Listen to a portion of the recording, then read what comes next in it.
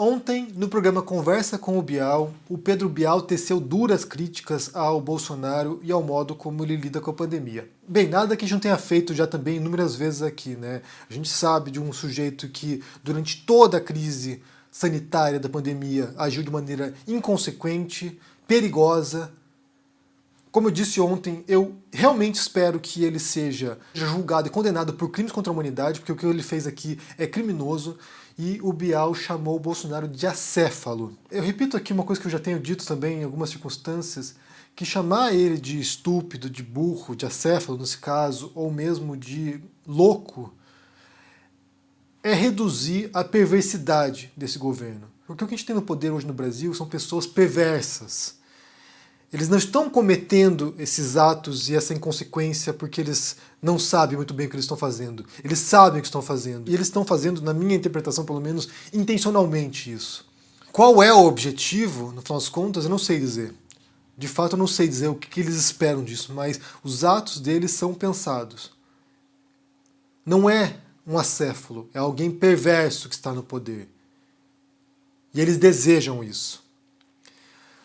O programa do Bial ontem foi muito interessante porque, além dessa introdução no qual ele critica, como eu disse, duramente o presidente, ele fala sobre a educação, né? Sobre esses muitos meses de crise, não apenas sanitária, não apenas da pandemia, do coronavírus, mas também educacional, de crianças e adolescentes que estão sem escola ou com escola ainda mais precária do que já era antes, e como isso pode ter várias consequências duradouras para essas crianças, né? Então o Bial levou lá uma educadora e um pediatra para falarem sobre isso, sobre as consequências e sobre como isso está acontecendo.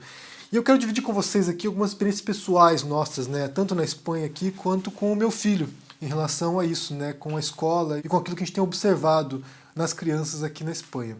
Porque aqui o que aconteceu foi, em março, quando começou o lockdown, quando começou o confinamento, fecharam as escolas. Então, assim, fechou tudo, né? Não apenas as escolas, mas tudo, fechou tudo. Fechou lojas, fechou, tirando mercado e farmácia, fechou tudo. Então ficamos com as crianças em casa de março até setembro, ou seja, finalzinho do período letivo. Eles estavam no primeiro ano do ensino fundamental, perdeu o final do primeiro ano e voltamos já em setembro para o segundo ano.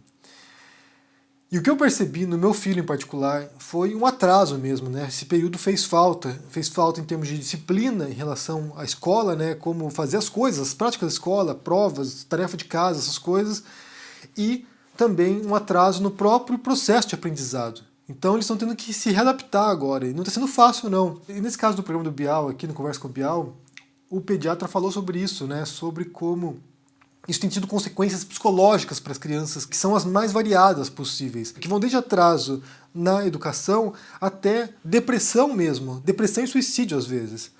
Então é muito difícil para nós mensurarmos agora, tão rapidamente, certamente a gente vai ver essas consequências ainda nos próximos anos futuros, as consequências que isso terá para toda uma geração de crianças. Por exemplo, no meu filho, o que a gente viu foi um enorme medo dele sair de casa.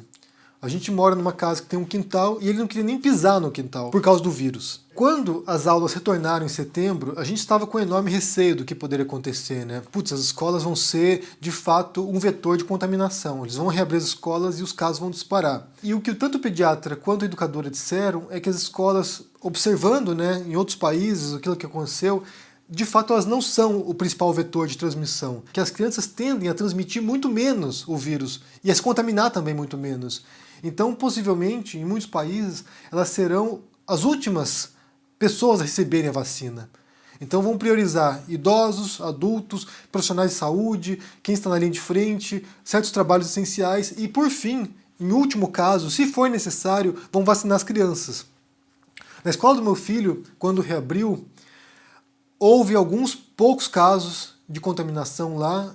Teve um caso de uma pessoa que trabalhava no refeitório, se não me engano, e uma outra criança que, assim que se descobriu que estava contaminada, foi afastada. Mas de resto não houve nenhum tipo de contágio generalizado. Eles têm trabalhado no sistema, como a educadora menciona ali, de bolhas, ou seja, cada classe é isolada. Então, assim, ele só convive com os alunos da própria classe dele. A saída para o pátio ela é feita em revezamento, então, assim, as crianças não se misturam, e isso permite um controle mais individualizado do contágio, né? Caso uma criança de uma bolha seja contaminada, assim eles podem isolar a classe e não toda a escola. Quando foi proposto o retorno às aulas, nós só aceitamos isso, né? E aqui muitos pais estavam com receios, outros pais estavam preocupados com isso. Nós só aceitamos o retorno quando a gente leu o programa de retorno, né? Como eles iam trabalhar com isso, porque segmentaram, né? Compartimentalizaram a escola. Então, assim, nos pareceu que seria uma maneira eficaz para esse retorno, né? E de qualquer maneira as crianças estavam sentindo falta desse contato, desse convívio com outras crianças. Foram meses isoladas. Então, nesse sentido, pra gente, assim, nós percebimos que era muito importante para o nosso filho retornar e ter contato com outras crianças e não ficar aqui em casa fechado, porque, como eu disse, a gente trabalhando em casa e ele simplesmente não fazia as lições, não estava a fim de fazer, e a gente meio que tomou uma decisão em casa que a gente não ia se estressar, que a gente não sabia quando ia retornar às aulas, a gente não sabia quando ia retornar à normalidade, então a gente ia levar da maneira mais suave possível o negócio. E assim como foi em outras questões no Brasil, né, o modo como o governo federal tem lidado com a educação é totalmente caótico também, né? Assim, é na saúde que é caótico. Ontem a gente teve uma coletiva de imprensa que foi simplesmente pavorosa, simplesmente pavorosa. Você tem lá o Pazuello, o ministro da Saúde, dizendo: por que tanta pressa, por que tanta angústia com relação a isso? Por que, gente? Pergunte-se aí, por que tanta angústia em relação a isso? Já são quase 190 mil mortos no Brasil. E a segunda onda vindo com força. Por que tanta pressa? A resposta é óbvia, porque você tem dezenas e dezenas de milhares de mortes no Brasil e não vai parar tão cedo o negócio. Inclusive já se fala aqui talvez de uma terceira onda ano que vem. Como eu disse no começo aqui, isso não é ignorância, isso não é burrice, isso é perversidade. Isso representa um governo que está desejando isso. E sabe-se lá por quê? Ele tem feito de tudo agora. Como diz o Bial no começo do programa dele também, ele tem feito de tudo para atrapalhar agora a principal resposta para combater a pandemia, que é a vacina. Não é a única resposta, mas é a principal resposta. O Átila Yamarino, quando começou a pandemia, ele fez uma previsão que agora se prova totalmente errada, na verdade, né? Ele fez uma previsão no Roda Viva que a pandemia poderia mostrar para as pessoas o valor da ciência, o valor da informação, o valor do conhecimento, que as pessoas passariam a ouvir com mais atenção os cientistas. E isso de fato aconteceu com certos grupos, mas no geral, gente, o que a gente percebe é que isso deu mais brecha para os negacionistas. As consequências dessa pandemia aqui serão duradouras para uma geração inteira de crianças e adolescentes, serão duradouras para a economia, para nós adultos, para a saúde mental das pessoas, mas também será duradoura nesse sentido da negação da ciência, da desinformação.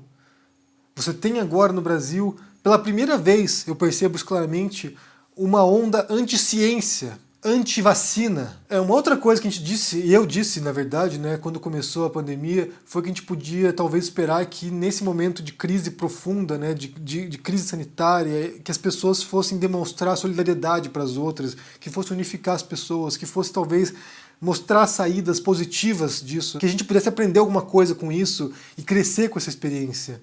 E aparentemente a gente volta menor, a gente vai sair disso aqui muito pior do que a gente entrou. Porque quando a gente olha certos momentos históricos, assim, certas guerras, né, e você vê depois um esforço coletivo de transformação, o que a gente pode extrair de positivo dessa tragédia?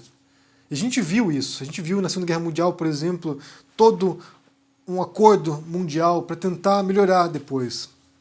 É claro que depois entra na Guerra Fria, então, assim, na verdade você entra numa divisão profunda mundial, mas houve conquistas civilizatórias, apesar da tragédia, apesar da desgraça.